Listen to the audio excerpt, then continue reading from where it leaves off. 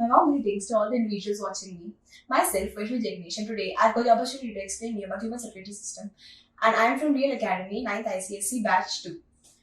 So, the circulatory system has three main components: the heart, the blood, and the blood vessels.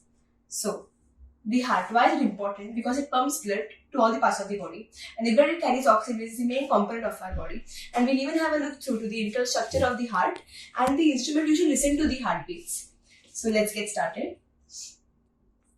The heart, it has four main chambers: the right atrium, the right ventricle, the left atrium, and the left ventricle.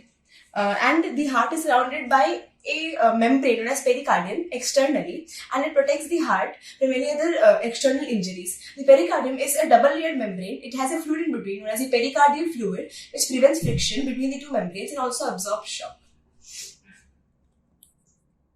Now let us understand the process of circulation step by step. So it all starts when the deoxygenated blood from the whole body enters the right atrium through the inferior and superior vena cava, and from the right atrium through the bicuspid valve it goes to the right ventricle, and from the right ventricle through the pulmonary semilunar artery it goes to the lungs and gets oxygenated, and returns back to the left atrium through the pulmonary vein. This is the only vein which carries oxygenated blood, and from the tricuspid valve it goes to the left ventricle, which is the thickest chamber of the body, because it has to transport blood to all the parts of the body. So to have that pressure, it's comparatively thicker than all the other chambers of the heart. And from the blood from the left ventricle through the aorta gets transported to the whole body, and the aorta is subdivided into smaller and smaller arteries as the reason it's transported. This is a animated GIF. From here the blood is going to the lungs, coming back in the left ventricle, and gets transported to the whole body. This is how the process of circulation occurs. Now, the stethoscope.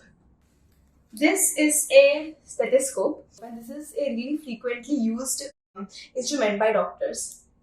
This enables us to listen to the sounds of organs such as heart, lungs, and intestines.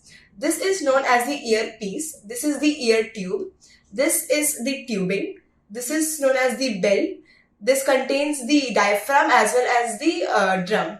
So the doctors, they insert this in their ear, and they rather check the pulse over here in the neck or at the chest, in the middle of the chest. It depends on how the patient's comforts.